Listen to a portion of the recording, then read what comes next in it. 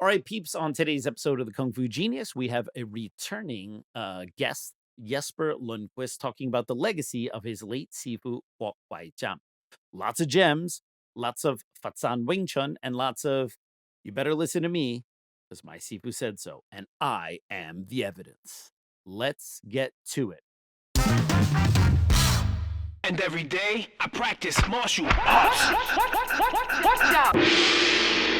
All right, well, here we are with another episode of the Kung Fu Genius, and I have a returning guest now for the third time. We have Yasper, our resident expert on all things Wing Chun, especially concerning history and the Fatsan era and area of Wing Chun and its development. So we're here today because, well, unfortunately, Gwok Wai Jaam, the late Sifu of Yasper, has recently passed away. So we thought we would have Yasper on to discuss a little bit about the Fatsan Wing Chun, particularly the Yip Man era. Because before Grandmaster Yip Man came to Hong Kong, he was from Fatsan, obviously, but also had taught some students there, to which Yasper is part of that line. So we want to talk about this lesser known topic of the Fatsan era of Yip Man's Wing Chun. And so, why don't we go ahead and get started? So, Jesper, welcome to the Kung Fu Genius podcast again. Thank you very much. Of course, and I really appreciate you sort of inviting me to talk a little bit about our Kung Fu, or the Kung Fu of my late Sifu. He passed away very suddenly, very surprisingly, just like out of the blue. And yeah, so anyway, it's a good opportunity to maybe talk about the legacy of Yip Man in Fatsan.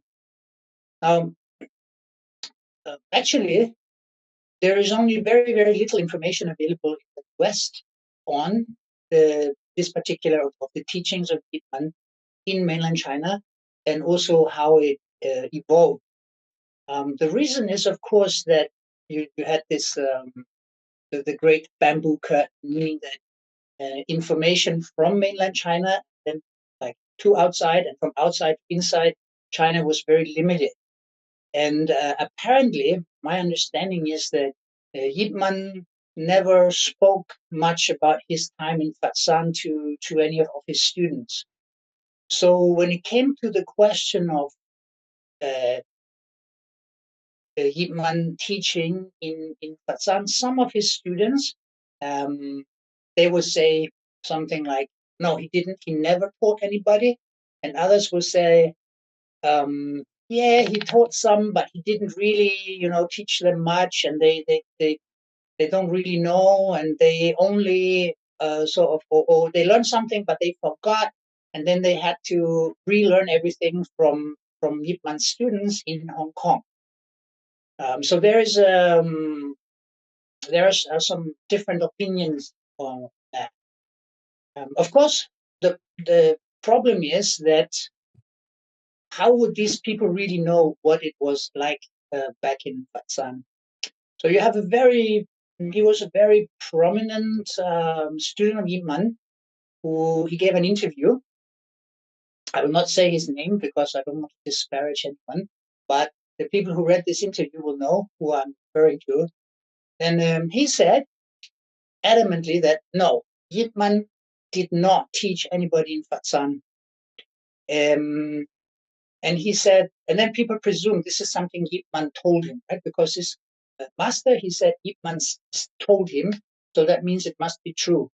But then on the other hand, you have people like the sons of Yip Man, Yip Chun and Yip Zeng. They came to Hong Kong much later than their father, right?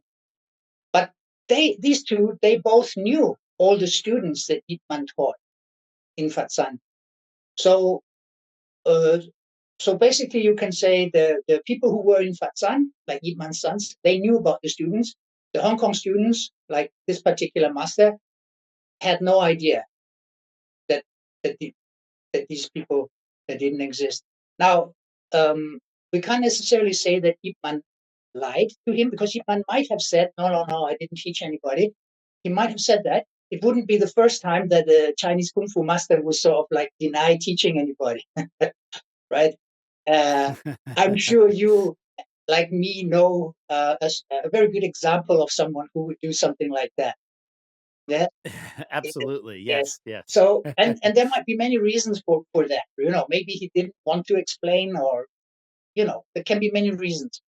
So I'm not saying this or accusing anyone of lying. It's just, I'm just bringing out the information. Okay.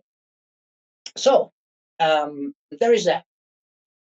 Now, the next one is then that Yip Man, okay, he had some students, but they forgot, and they had to relearn the kung fu from Yip Man's Hong Kong students. Now, Yip Man's students from Hong Kong, they started to go to mainland China in the early 1980s. So, if I remember correctly, according to like Heng Sifu's book, he claims to have been the first one to bring a group of Yip Man students to mainland China in, I believe 1982, around that time. And that group consisted of Deane, Wong Learn, and Ison, and others. So that means the first time students from Hong Kong came back to mainland China to meet the students of Yip Man back there was in the early 80s. Yeah. Now, I'll give some background about on what the situation was back then when Yip Man was teaching.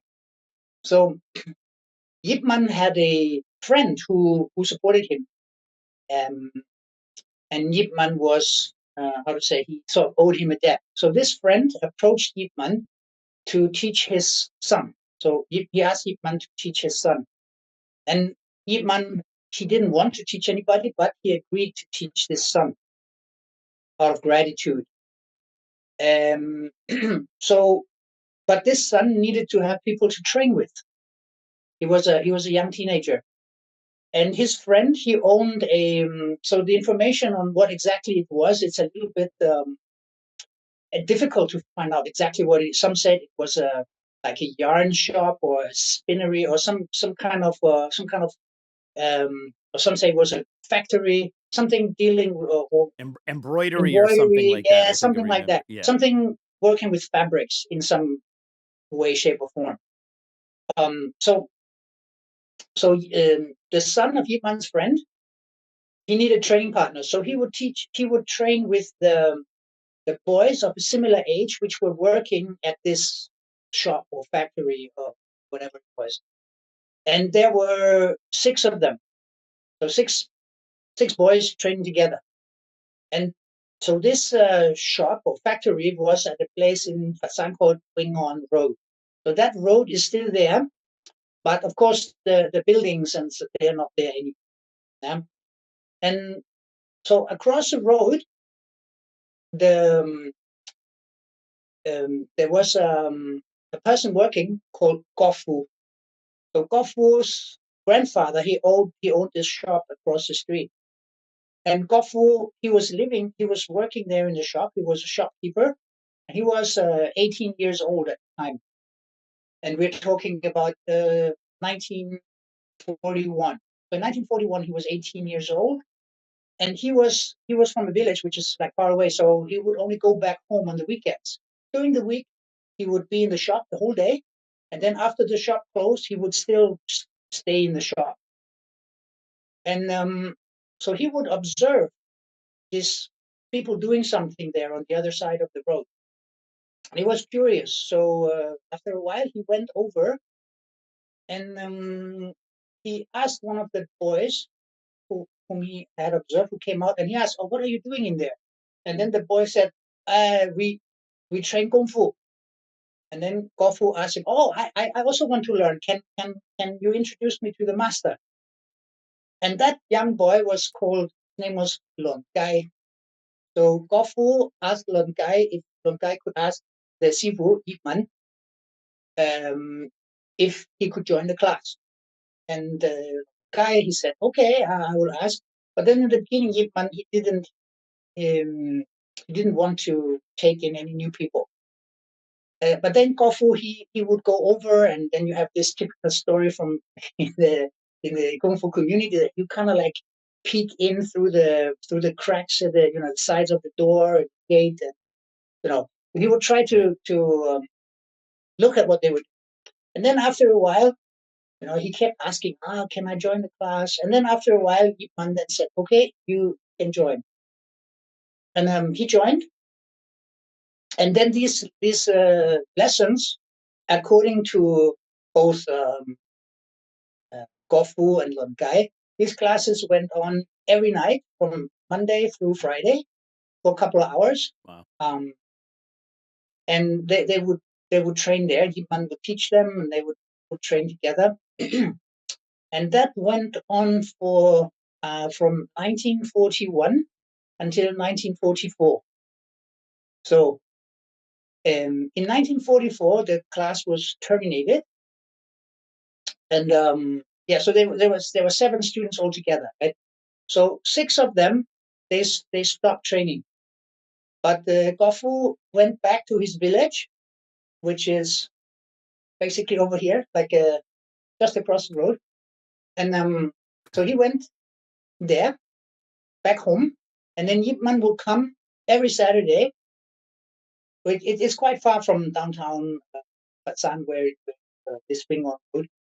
And Yip Man would come every Saturday, early in the morning. Then he would train with Gofu.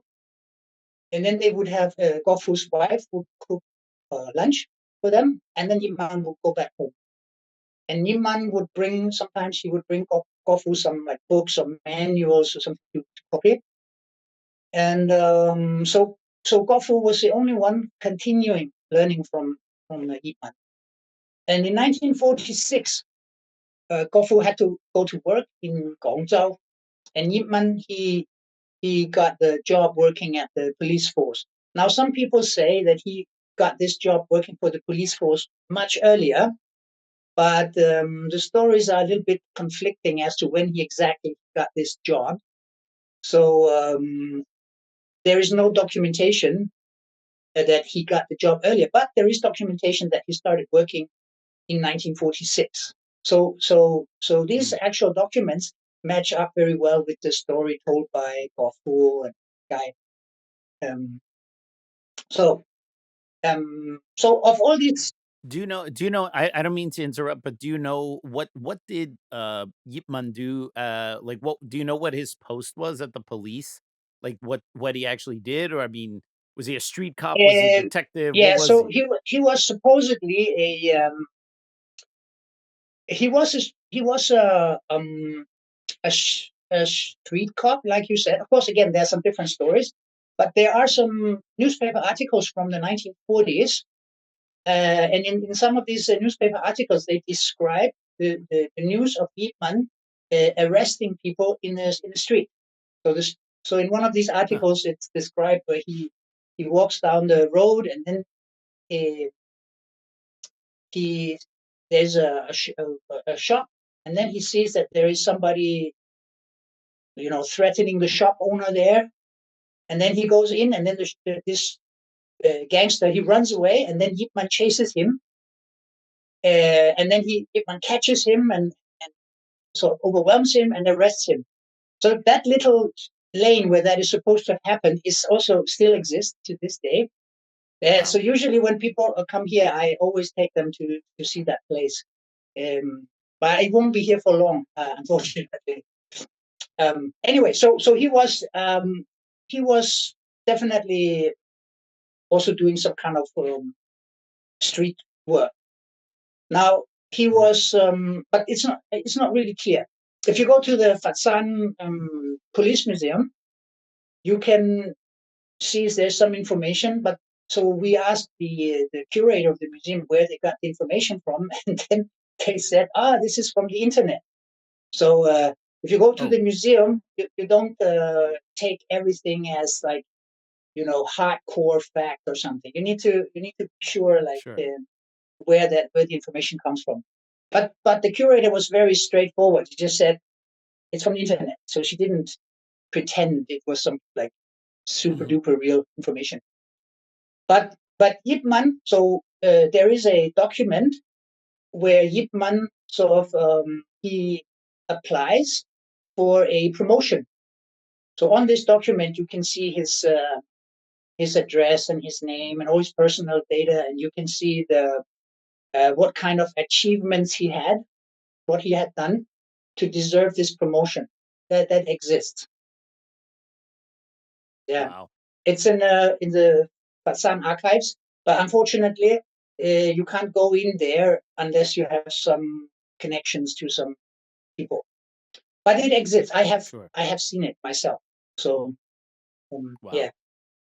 So Hey everyone, just want to let you know Wing Chun Illustrated is now offering a paperback edition through Amazon, reaching a larger global market. And no, they're not ditching the glossy magazine edition through MagCloud.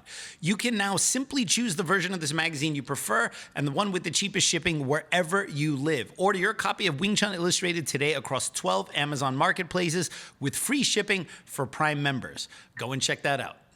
So there's been some discussion, and I know we can discuss this a little bit later, but maybe we can get into it a little bit. Like you said, some people weren't even aware that Yip Man really did have students. Obviously, he did.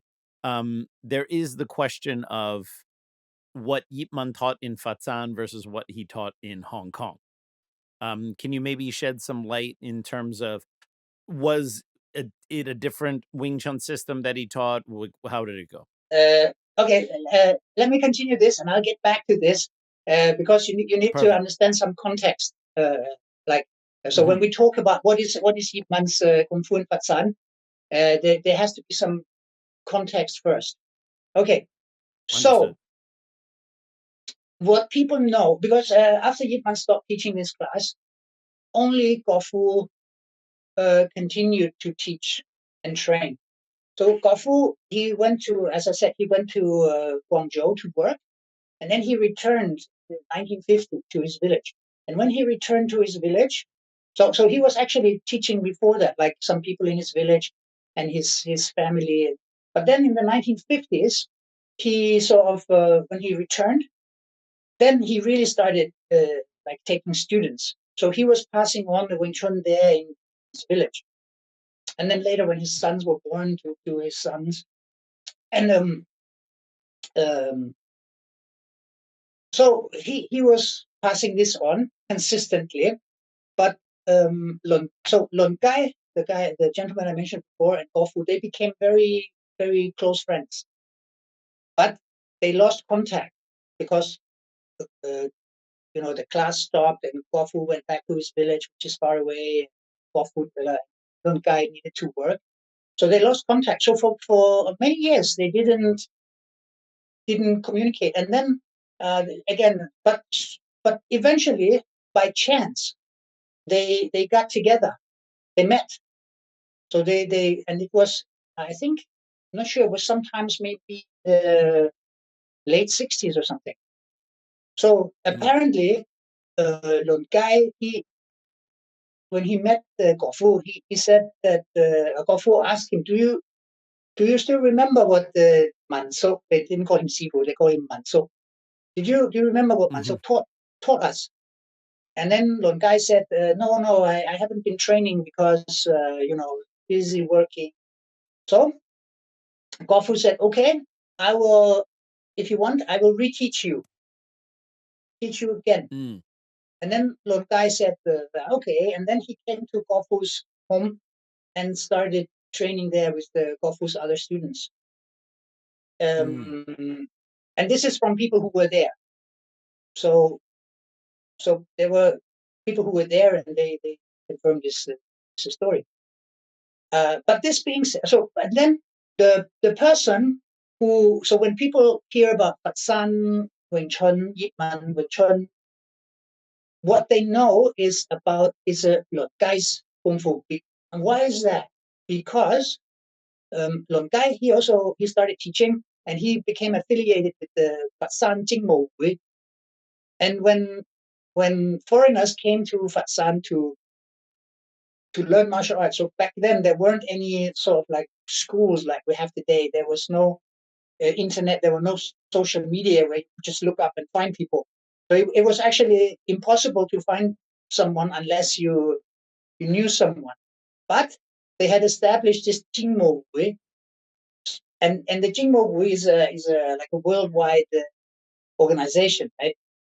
So it was easy for foreigners to get in touch with the Jingmo-wui. So they went to the Jingmo-wui, and in the Jingmo-wui at that time, there were a few people teaching Wing Chun. So one of them was Lundqvist, another one was Perna.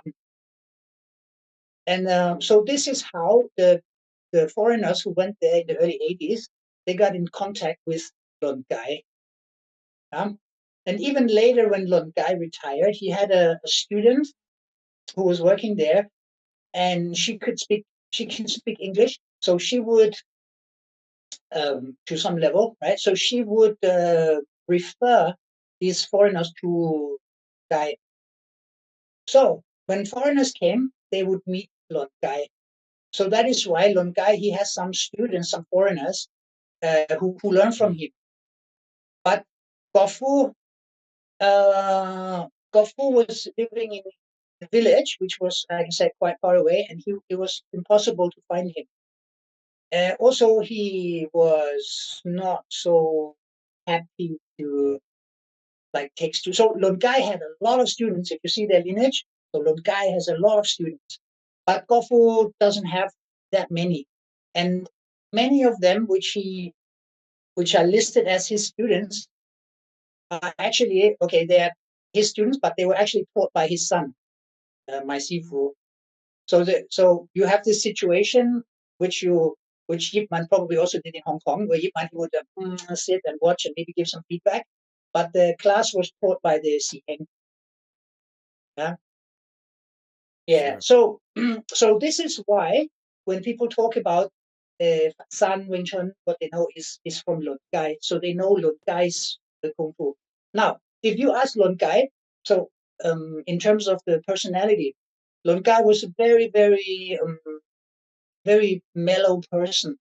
He was a very, how do you say this? Self-depreciating or something. Do you have a word? Self-deprecating? Yes, exactly that.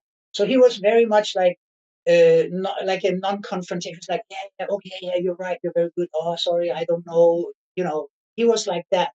So many Chinese Sifu, they're like this, right?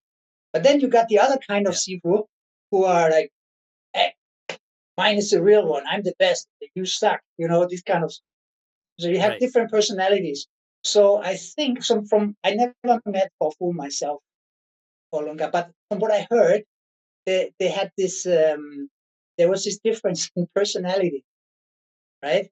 And an interesting story again, I heard from people who were there when Langting Sifu came to Fatsan. He went to visit Gofu, right? But you can read in his book he didn't like Gofu at all.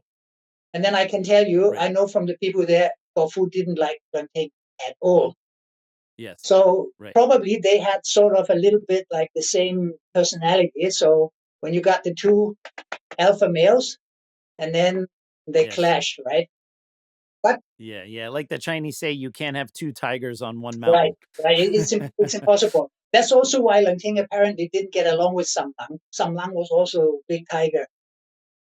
But Langting got along famously with Lundqvist and also Pan Nam and people like that, because they were just very actually I should call you Sisok, yeah. So so anyway, so you can also see Langting when he writes in his book, what does he have? He has pictures of Gai Gong doing the forms, and he's talking about as if Lundqvist's Wing Chun is Yip Man's Wing Chun from the 1940s. Right? Mm-hmm. Now, Lundqvist would say, if you meet him, he would say, oh, yeah, I forgot everything. I don't remember. And then the people who hear that, they would say, oh, but he said he doesn't remember. And then his students who are listening to the guy, then afterwards they say, hey, Sifu, why do you say you don't know this? Or why you say you didn't remember this? Because you obviously do. And then it's like, yeah, it's okay. I just, So when you don't know people and you go there and you talk to them, you really need to, if you don't know their personality, you can never be really sure, like, what are they saying? What are they saying? Why are they saying? Sure. So, of course, then you got these people, the Hong Kong students, they talk to Lun Gai. Lun Gai, he said, oh, I don't know. So they go back to Hong Kong, and then they tell everybody there, yeah, those guys in Fatsan, they don't remember anything. But Gofu remember everything, and he was constantly training and teaching since the 1950s. So his entire line has continuity. It was never broken. So he has, even today, there are students who learn from him in the 50s, in the 60s, in the 70s, in the 80s. And also his son, my Sifu, he started teaching at the end of the 60s. So he has students from the end from 1970 and then all the way up to now. So, and I have met them and I have seen them do their stuff. A few years ago, the Fatsan Wing Chun Association had a project where they wanted to document the seniors. So they brought in all the people who have more than 30 years of experience from different lineages and had them show everything and explain everything and show their stuff. So it's recorded, like what it's like. And I was there when they filmed this, and I can tell you that from Kofu students and my Sifu students, it's like from back then to now, it's when you see their movements, it's the same flavor and it's like 98% the same. So there is no, they never forgot anything. Kofu, at least, never forgot. So the evidence, but people, if they're not in Fatsan and they never saw this, they will not believe it. They will believe what they hear from their Sifu in Hong Kong because their Sifu, he will know, right? But the truth is, if you come here and you talk to people, especially if you become there's a difference if you are an outsider or if you're inside. There's a very big difference, like what you can find.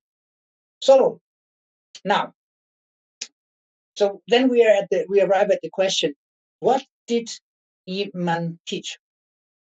We can only look at what did the Gai Gong and Bofu, my Xigong, what did they do? And it's different.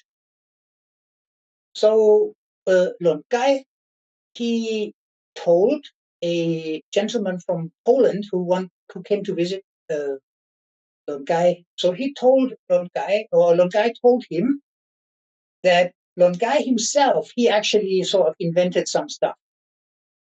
So whatever Lun Gai learned him is also part what he learned from Yip Man, but also part what he himself invented. So you know, so you can't say look at Lun Gai and say, oh, this is what Yip Man taught.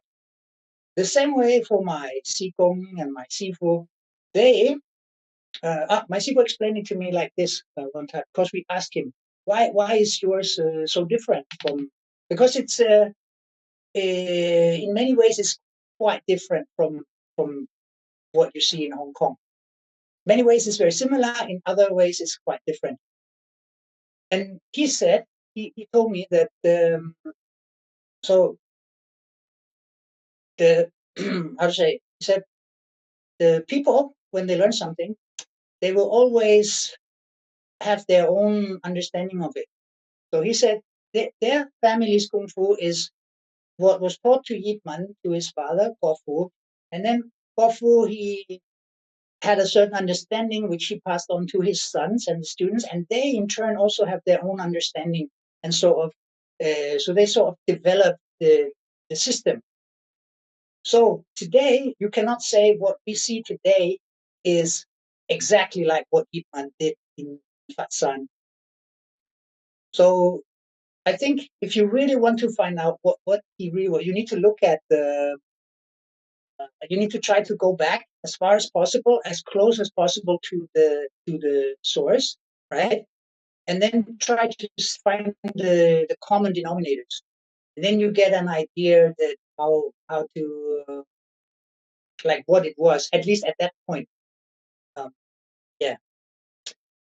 Interesting. Yeah, I think what you're saying is correct because I feel when you're explaining it, it's it speaks to me because all that I knew about the Fatsan era of Yip Man's teaching was what I read in Leung Ting's book, not because I particularly exalt Leung Ting as being an authority, but quite frankly, because there wasn't really anything else out there.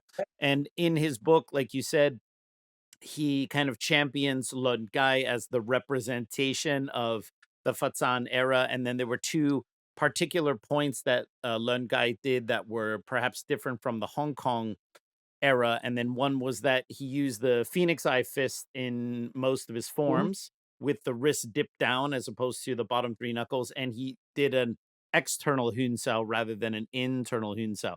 Siva Leungting in his book does say that maybe Lung Gai got this later from some other book or something. So he did kind of mention that that was probably not as Yip Man did it. But do you know something about maybe some of the particulars that Lun Gai had changed, which would make it different from what Gwok Fu did, maybe what those sources were? It's difficult for me to say because I didn't study the Lun Gai style, but you can see there's some differences in the forms actually. There's some differences in the form. So ours from Gwok Fu lineage, they are much closer to like Yip Man's in Hong Kong in terms of the choreography. Actually, it's interesting you say that because when you see very often on internet forums of people, they will watch some video of Fatsan Wing Chun, and usually they will watch somebody who's maybe not so good at doing it and expressing it.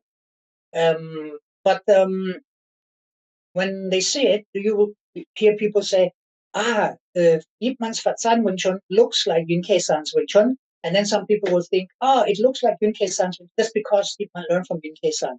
Now, for me personally, I think the people who say that, my impression is that they don't know the Fatsan style, they haven't looked properly, and also they don't know the Kei-san style. Because our style, the Fatsan Yip Man Wing Chun from Gwok Fu lineage, is very, very different from Kei-san style. I think the reason that people think that when they see these forms is because in Hong Kong, after you do ceiling tao, so you have the Yati Chong Choi, and then you just do the Yun Sao, and then you pull the hand back. But we call this Sakti Sao, this hand, right? Character 10 hand, which Yip Man apparently moved it to the Bilji in Hong Kong. But then, because I would say virtually, except for one branch of another lineage, all the lineages have, so the structure of the ceiling tao is the same. So punch, character 10 hand is the same. So it's very odd that Yip Man didn't do it in Hong Kong. But I could tell you a story about, I just mentioned there is a branch of certain lineage who don't have this character 10 hand, right? And it's an interesting story because one of our friends is a master of that lineage, and they don't do that, right? And then one day we had a chance to meet his Sipa. That means this Sipa was a senior student of our friend's Sikong. And then we talked about this, and then the Sipa, he said, our friend said, but we don't do the character 10 hand. And then the Sipa said, yeah, we do. It's just Sifu, he took it out because he wanted to be different. So he said, yeah, it was originally there, but Sifu just at some point decided, okay, we don't do it because we want to be different from the others. So there is no deeper meaning to why they don't have it. So it might be something like that. You never know, right? Yeah. Wow. So anyway, so these things, Leung Ting, he wrote in his book that we don't have the Sipo, Sima, Yap Ma, this right? Yeah, the Yap Ma, yeah. So he wrote, the Yip Man didn't teach them footwork because it's not in the dummy form. Actually, this shows a little bit of, he didn't really, Lung Gai maybe just taught him or showed him the forms. Because, of course we have these kind of steps. You just don't do it at that place in the form. Actually, so one of the the special things of the Gwok lineage, according to my Sifu, is something called Bagua bow, and this Bagua bow is a how do I describe this? It's a kind of very systematic way of using footwork and moving the feet and placing yourself in relation to the opponent.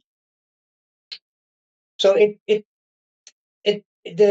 are only 3 steps. We call this a Yip bow and Samgok Ma or Seed Ma. Yeah, so it's just 3. But these 3 combined, you use to create this Bagua bow. So Bagua bow just means you can move in all directions.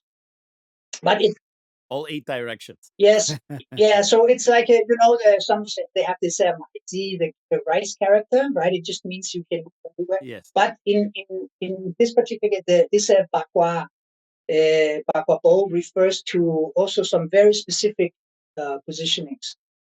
So that one I have not seen anywhere in other Wing Chun. It's not that they don't have it. It's just I never saw it. So yeah, so this would be maybe one of the differences. They said Bagua bow.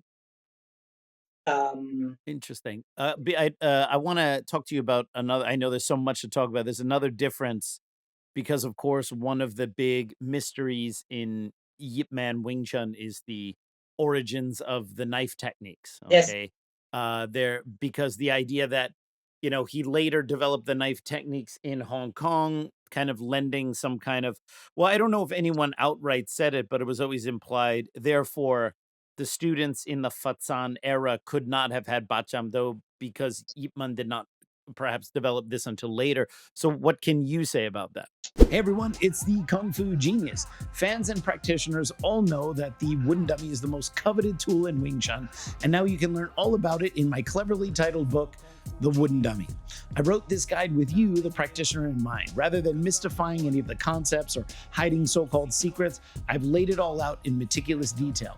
The book is contextualized for practitioners of any lineage of the art, not just those who come from WT. Over 300 pages in length, The Wooden Dummy breaks down every aspect from the form, technical, historical, theoretical details, and it makes it the perfect companion for anyone who's learning the wooden dummy techniques. I've even sweetened the deal for you. If you want to get a copy of this book signed by me, just use the coupon code SIGNATURE when you purchase the unsigned copy, and you will get the signed copy at no additional cost. So go to the link below or go to citywingchun.com/shop. Look up the Wooden Dummy book. Don't miss your chance. This is definitely one of the best books I've ever written on the wooden dummy, and I hope you'll find it's the best book ever written on the wooden dummy. Get yours today. Check it out. Okay.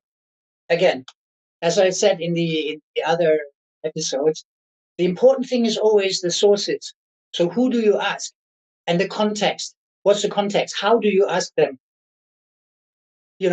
It's very important. And also when you ask about things and you, so for example, if you, like I said before, if you're an outsider and you go to ask and it's not very clear and you ask through a translator, and then you might get an answer which is useless, right? Because if you ask in another way, you will get another answer. So it's always good that you know the person you're asking, you know how he thinks, so you know how to elicit information you want.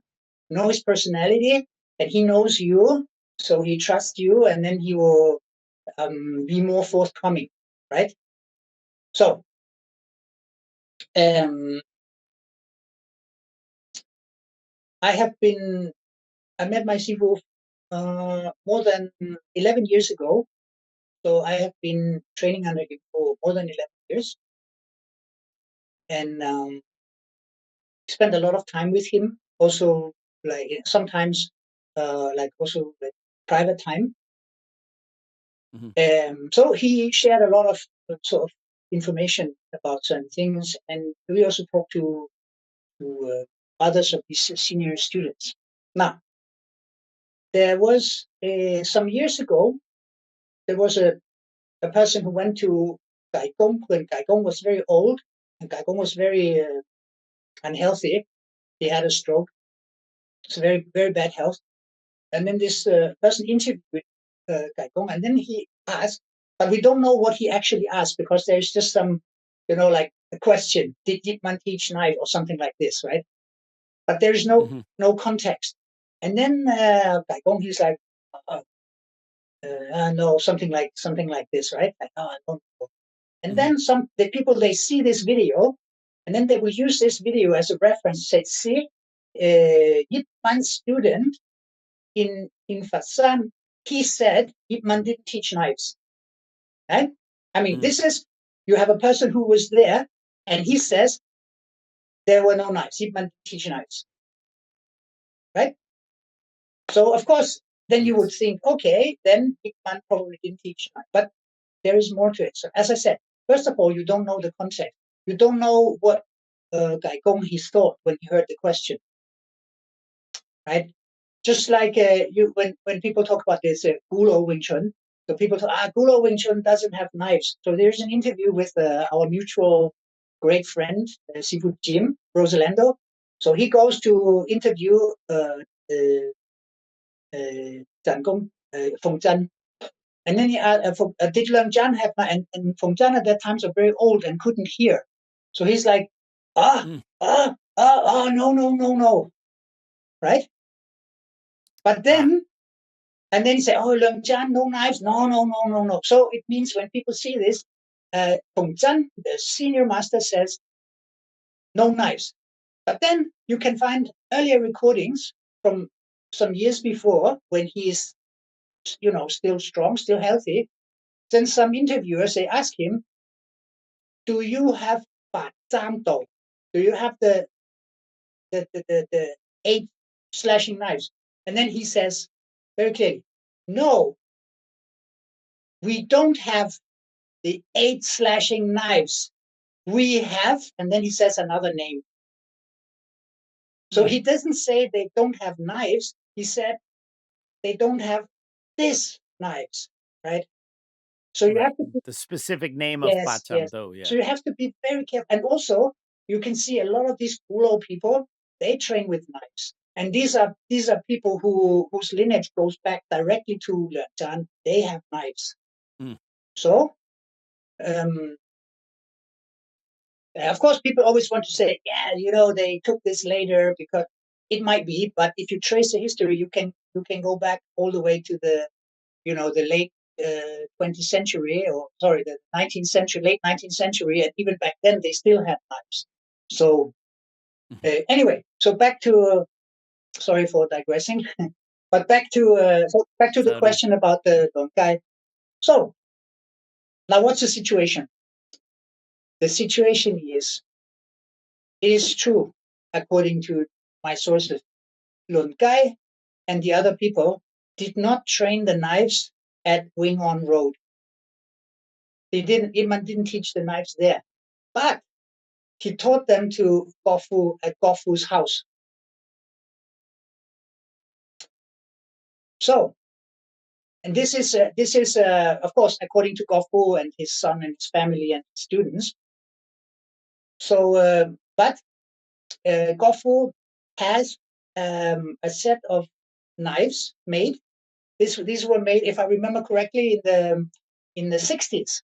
He had those made, and he said it was based on, because they used wooden knives back then when he was training with Yip Man.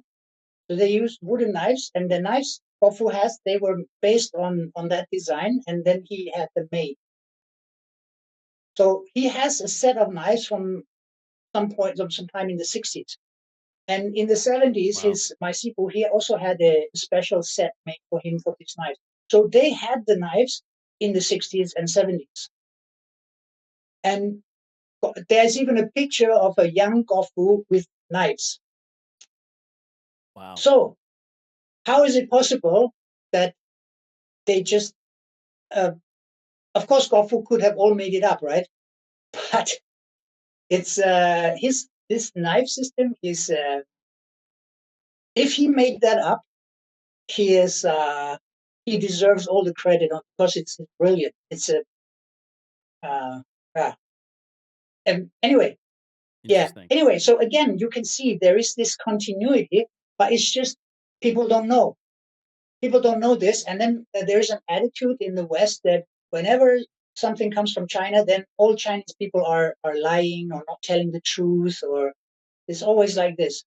But I think one has to be careful with that. One has to always, like, how to say, give things their proper consideration, right? Yeah. Sure. And when you see this, okay, have the knives, you have the even the knife set that we do is. Let me see. There was one guy he learned. He learned 1971. He does a knife set the same as Sifu does today. Oh, did. Wow. Same set. Wow, Yes. that's incredibly interesting. So, maybe we can talk a little bit about your training and how you came to learn from your teacher, and your impressions of what you learned and what you do in terms of Okay. Wing Chun. Yeah. So, actually, I like you. I learned in the Lineage, and then at some point there was unfortunately a lot of politics. And I always did martial arts because I wanted to train. I was all for the training. I'm not interested in politics or things. But then when it became something about, oh, but you're part of this group, and now you're not allowed to train with these guys who used to be your friends, then it becomes okay. That's not what I'm in it for, right? So I was looking Sure. then for other alternatives. And I was always, even though I was in the WTO and I was very happy with the style we learned, it was maybe today a lot of people will say, WT is no good and it's Wing Chun doesn't work. But look, back in the 80s, mid 80s, early 90s, when I started training, at least in my home country, Wing Chun had a very good reputation, and we had many challenge fights, like very often. So boxers, Thai boxers, wrestlers, it was never a problem back then. But then I don't know, somehow it got lost, right? So Right. yeah, so then I was so I liked the Wing Chun I learned, but I was still looking at other stuff. And then I found a style I was interested in, like from mainland China, in the Yun-Kei-san lineage. And then I pursued that, and I trained that for, I think, maybe 12, 14 years, 12, 14 years. And then I moved here to learn from that Sifu. And then we moved away, and then we moved here. So my Sifu, he lives right across the, so and we had actually met before we moved here, because I had heard that his chisa was very, very good from someone who is extremely critical about other people's skills. So I was curious, but it was not possible for me to come out here, because back then it was very difficult to get here, and I didn't speak the language, so no way for me to go. And then eventually, I met my wife, and she was very supportive, and we had some friends visiting, and then we thought, why don't we visit Gwok Wai Jaam Sifu? And we went to him, visited him, and he was, when you meet him, he is like he's the kind of person you just like him immediately. He has this very positive vibe, and we feel like, this guy is such a good guy. And we sat there, and even though we're not his students, he started, okay, what do you want to ask? Okay, to ask a knife, anything. He would explain everything. And then he had some students there, and then he said, oh, you want to see the dummy? Okay, hey, show them the dummy form, and then applications. You want to see? Okay. Yeah, and then he started to explain about some like fundamental concepts. So in that one afternoon we spent, he just, even though we're not his students, he just shared so much with us, and then because we liked him, it was very interesting. His kung fu to us then looked very strange. It looks strange when you're not used to it. But then we kept coming back, and every time he would explain some more, and then we understood suddenly that, so he has these principles, and what he does at any time, always is moving exactly according to those principles. So he never does something which doesn't follow the rules of his style. And then because the job of my wife and I is to sort of facilitate the contact between East and West, to give people a chance to learn authentic Kung Fu and to promote this authentic Kung Fu. So we bring people to mainland China to learn from different Sifus or different styles. So we had some people who came and they wanted to learn some Wing Chun. So then we recommended them to go to Sifu to learn. And then he asked me to, since I was there also, he said, "Oh, you just train along." So I train along, and then I liked it. So we would return every once in a while, and then he would teach me. And then we moved here, and then I at some point then I did the Baisi ceremony to him. Now, here's an interesting thing about this Baisi ceremony, because I know you had some questions about this from people, right, before. So Yes. in the old times, the Baisi is like, so it would be quite formal, right?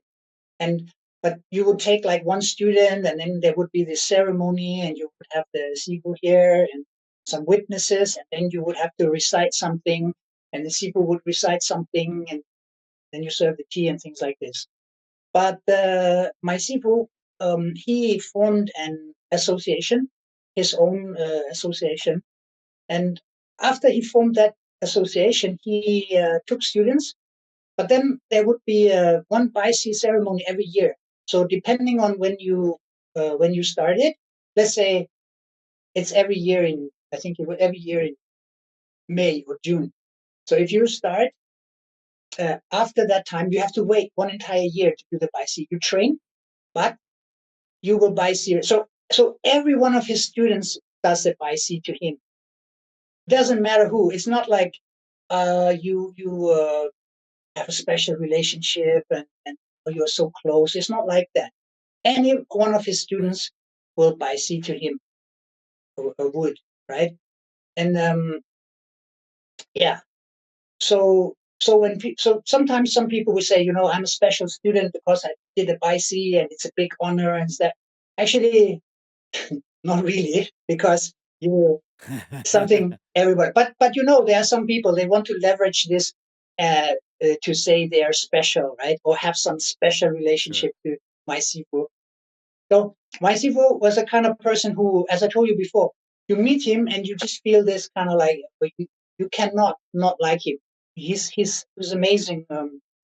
He Sifu Kanspecht, he met him and he liked him very much, and doesn't matter who, nobody will say anything bad about him. They will all say this guy is the best guy ever.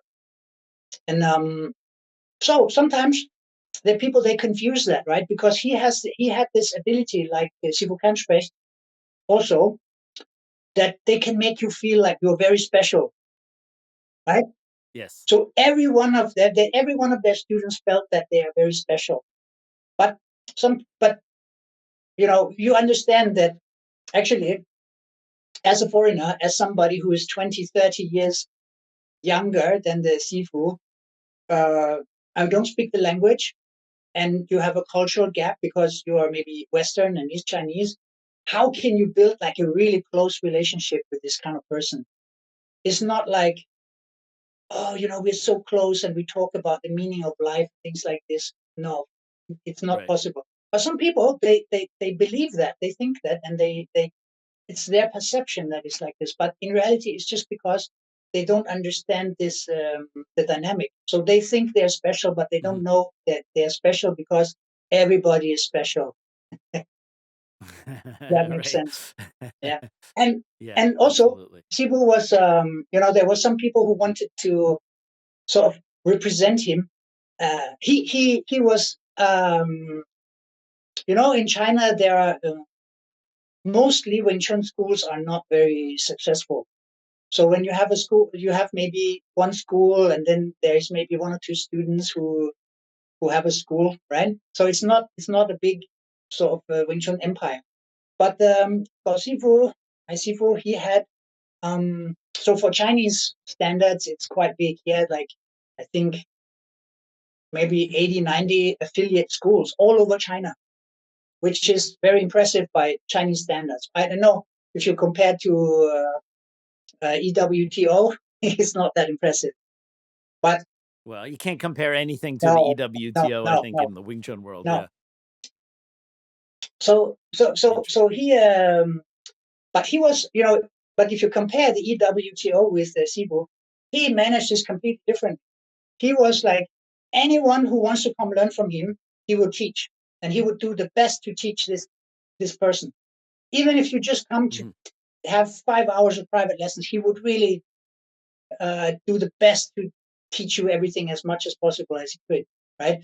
And after 5 hours, if you want to teach, he would say, okay, you can teach what I taught you. Just remember where it came from.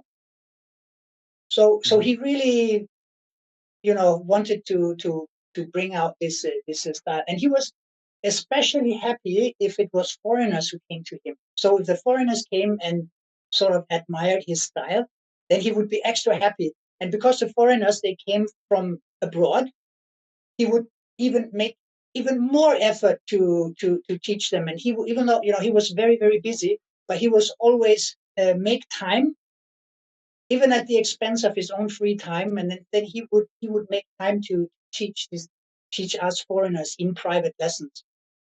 And he would do that for any foreigner. It's not like especially for me or especially for this guy or that guy. He would do that for everybody because that's the kind of person that he was, right? And he didn't believe in this kind of like a franchise system. He just said, okay, if you want to teach, you can teach, even if you're in the same city, even if you're in the same street, you can both teach. It's okay. No. So there was one of his students from Denmark. He wanted to be sort of his national representative, right? And then Sifu was, why? Why? Because he didn't care. So the more people who would teach, the better, right? He didn't care at all. So, for example, he has a student. So his village is here, and then there is a big road, maybe 500 meters down here, and then on the other side there is it's called Chiu. So it's another village, and one of his students is teaching there. It's 2 minutes walk from his school, and Sifu will say, "Hey, no problem," you know. So when people say, "Oh, I am the sole representative of Gwok Wai Jaam in Europe or whatever," no, and that is very very unlikely that Sifu ever agreed with that. So unless you have it on record, him writing it, and you have a proper translator translating it, I don't believe that he ever said that based on my 10-year plus experience with him. Yeah. And he actually for many years he wanted me to teach because, first of all, to bring out the style, but also because he felt if you really want to understand what you're doing, you need to teach. And I always said I don't feel very comfortable because I trained another style many years, so I don't feel I can express your stuff very well. And then he always said, no, you just, but I was always like, but now he passed away. So, and I went through the system many times with him where he explained everything over and over again.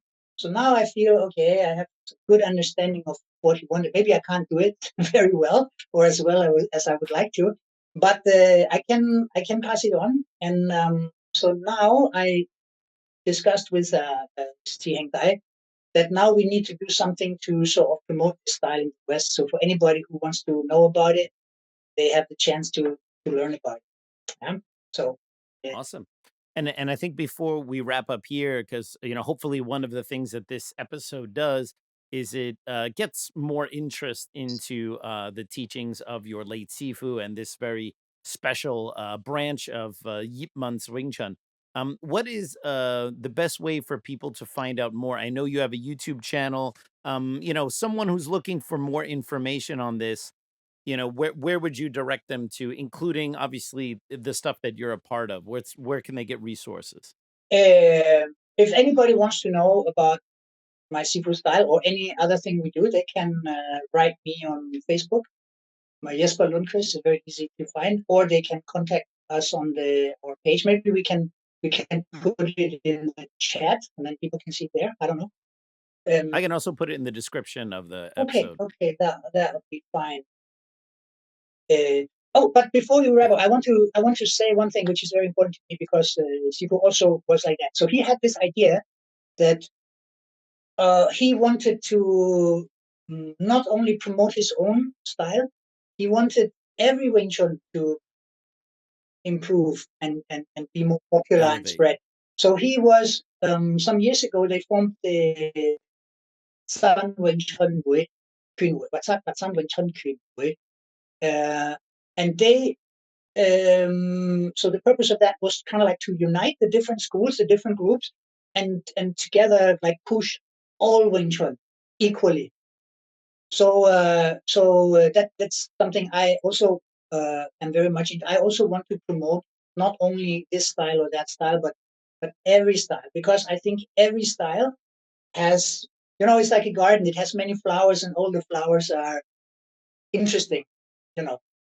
Yes, absolutely. Well, hey, thank you so much for joining us. I know you're all the way in China. I'm all the way here in New York. So getting everything connected is always a bit of a juggling act. We actually shot an episode with Bay Logan from Hong Kong shortly before you. So we had 2 Asia, New York episodes today. So it was really fantastic. This is the way I love beginning all of my days, is just talking about Kung Fu and learning stuff. I can listen to you talk for hours. You're a tremendous source of knowledge and inspiration, also very humble. And what I also appreciate about you is that you always recognize the limits of your knowledge, where you know something, where you don't know something, where someone else might know something better. And that is something that is very sorely lacking in the scholarship around Chinese martial arts and Wing Chun in particular. So I definitely appreciate that.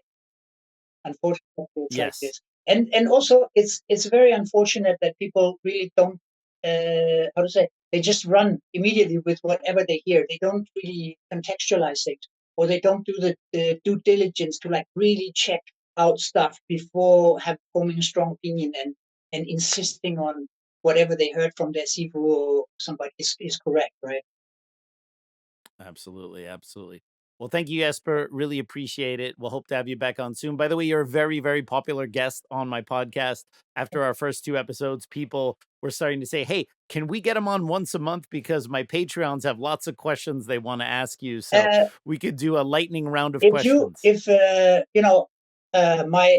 Our job and mission is to promote again, I don't like to use this word, but I will do it anyway, the authentic Chinese martial art.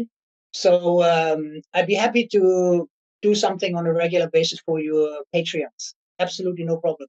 Fantastic. Fantastic. Awesome. Well, thank you so much. We'll be seeing you soon for sure. All right, everyone. Well, I hope you enjoyed that episode of the Kung Fu Genius. As always, don't forget to subscribe to the Kung Fu Genius, hit that bell for notifications, support us here on YouTube memberships or on Patreon, especially if you want more cool stuff from Jesper. And as always, I'll see you guys next time. Word is I'm a kung fu genius. Technique speaks for me, not lineage. Forget Jet Li, cause I'm the one. Many call me Sifu, but to you I'm Si-Kung. And I produce masters. You surpassed us. Your kung fu stiffer than corpse and caskets. City Wing Chun is the house I built. Violate the gate and your blood gets spilt. Alex, Richter, always the victor. All right, peeps, on today's episode of the Kung Fu Genius, I have a returning guest, Jesper Lundqvist, talking all about Wing Chun history. We got lots of gems, lots of secret Kung Fu stuff from China, and lots of, you better believe this because my Sifu told you so. Let's get to it. Actually, let me do that again because it's really more about his Sifu passing away. I totally like, okay.